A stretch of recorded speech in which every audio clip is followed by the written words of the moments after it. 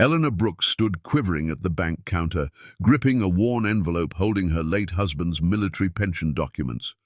The clerk hardly looked at her before brushing her off with icy detachment. Behind her, Daniel Foster, a former soldier now working as a plumber, observed the moment, his jaw clenching. He'd seen that expression on his mother's face years ago after his father fell in battle. The same anguish, the same quiet pride overlooked. Something ignited within him. As he moved forward, he didn't know that standing up for one neglected widow would set off a series of events that would bring a 4-star general through that very entrance. Hit like and comment where you're watching from. Your support fuels more inspiring tales. Now, let's dive in. Daniel Foster had been out of the military for just 6 months, but his heart still bore the weight of every vow he'd taken. Now a plumber in a tranquil Virginia town, he led a simple life.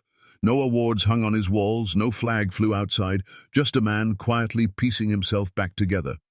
Yet a part of him stayed vigilant. Perhaps it was from growing up as a war widow's son, seeing his mother battle bureaucracy and shut doors to claim what her husband had rightfully earned.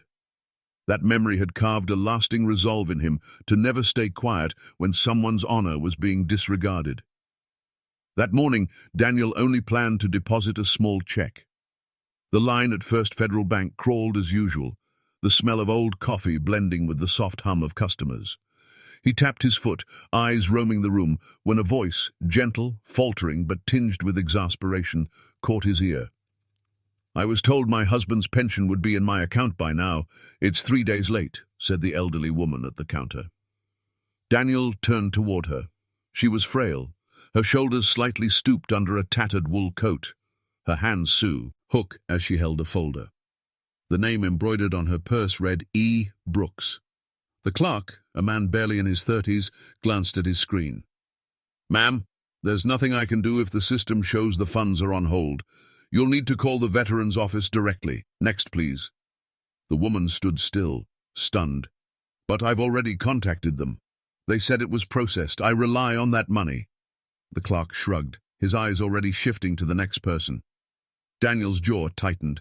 A familiar fire stirred within him, the same one he felt watching his mother dismissed years ago. He stepped out of line and approached the woman. "Ma'am, are you okay?" he asked softly, placing a hand near her shoulder without touching. She turned, startled but relieved. "My name is Eleanor Brooks. My husband was Colonel Edward Brooks. He passed last year. This is the first time the pension hasn't come on time." Daniel glanced at the clerk. "And your answer is to dismiss her and send her away?" "Sir, this isn't your concern," the clerk replied coldly. "Please return to the line." "It concerns anyone who believes veterans and their families deserve better," Daniel said, his voice steady but firm. Customers began to notice. A few shifted uneasily while one older man gave Daniel a subtle nod of approval. "She deserves answers," Daniel pressed, "not a brush-off." The clerk's eyes narrowed. He stepped back, whispering to a nearby manager who shot an annoyed glance at Eleanor. The kind of glance that saw her as a problem, not a person. Soon a supervisor approached. "Sir, you're causing a disturbance. Please return to your place or leave." Daniel stepped closer. "No.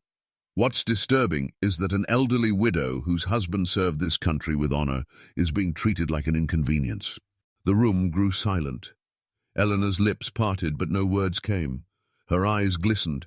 Daniel stood by her, a steadfast shield. The bank's atmosphere shifted. This wasn't just a transaction anymore, it was a stand.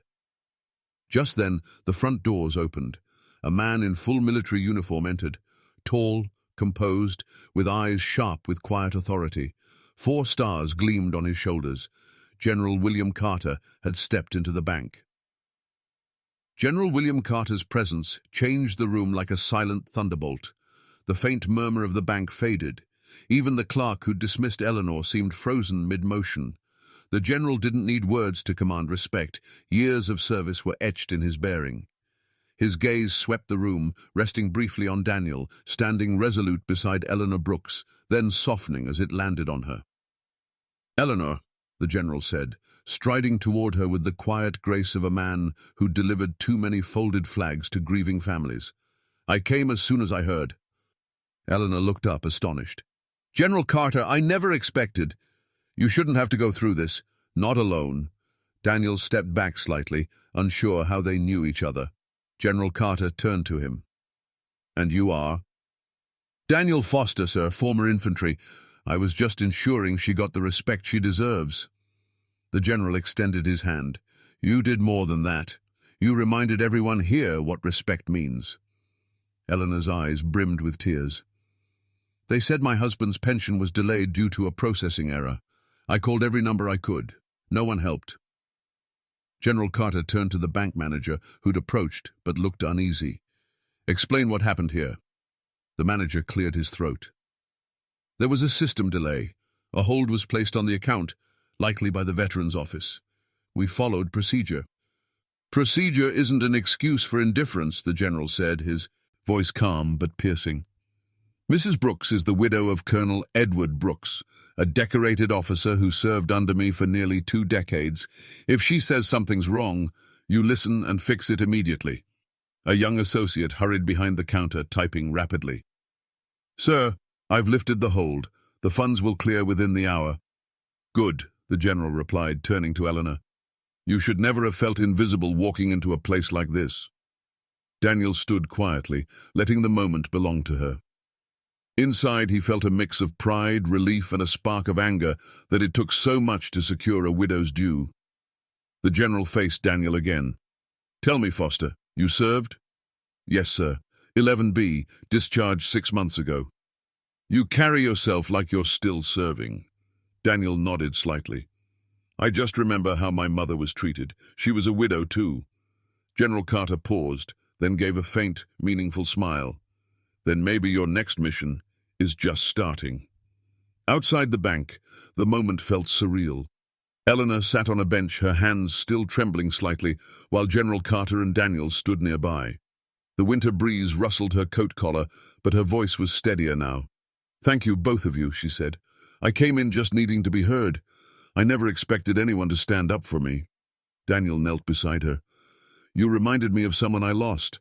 My mother never raised her voice either, but every time she entered places like this, people spoke down to her, just like they did to you.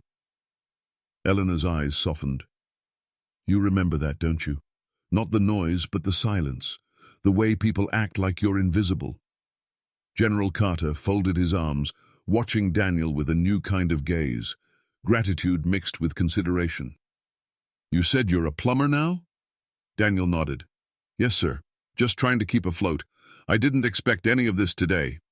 Carter paused, and handed him a worn business card. I run a civilian military liaison office downtown. We support veterans, widows, families, those left behind in the cracks. We need people like you, who remember. Daniel looked at the card. You want me to work with you? I want you to help build a bridge, Carter said firmly, between people like Eleanor and institutions that have forgotten what sacrifice means. Before Daniel could respond, the bank manager stepped outside, holding a manila envelope, looking humbled. Behind him were 2 employees who'd once dismissed Eleanor, their faces sheepish. I owe you both an apology, the manager began, his voice low. We were wrong about everything. He handed the envelope to Eleanor. We reviewed the account. There was an error, not just with the pension, but overcharges on processing fees for 3 years. This refund is yours. Eleanor blinked. 3 years? Daniel stood still, watching the employees squirm. Good, he thought. Let them feel it.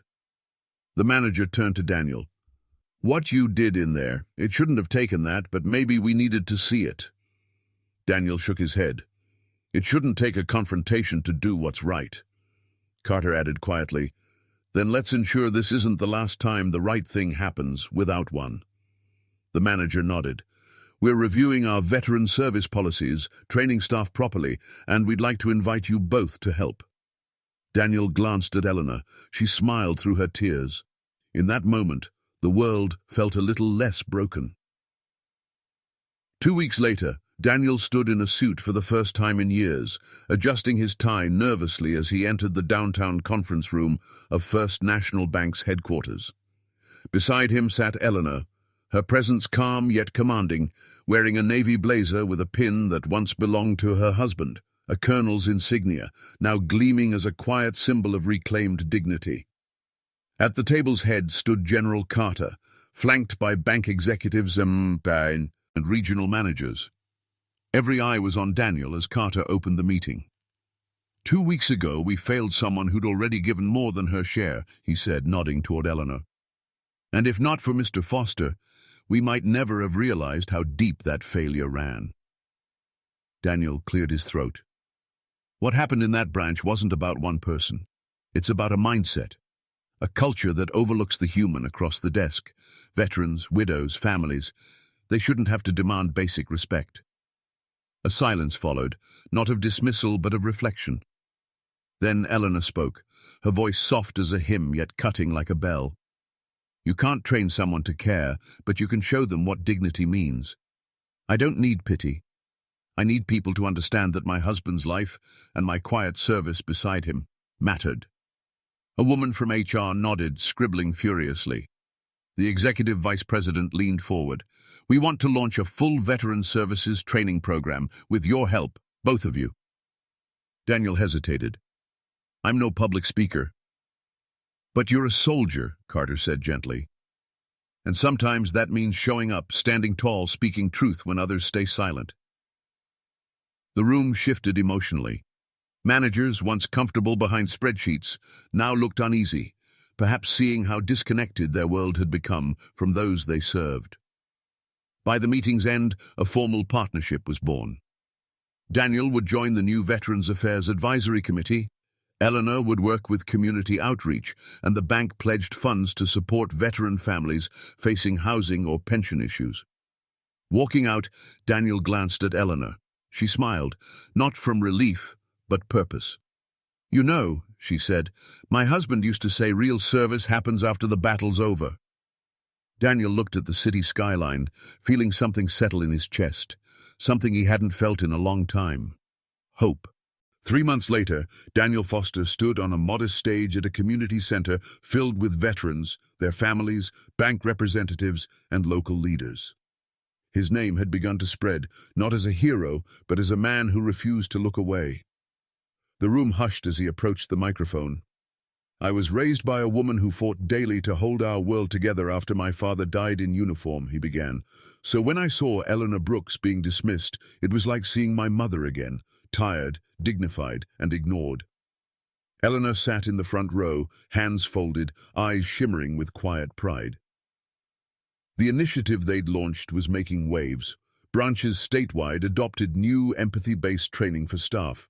A veterans liaison position was created in every major region, and dozens of military families reported smoother, more respectful service. But the biggest change wasn't on paper. It was in how tellers now greeted elderly visitors with patience, how branch managers shook veterans' hands, how conversations began with "thank you for your service" and ended with genuine care.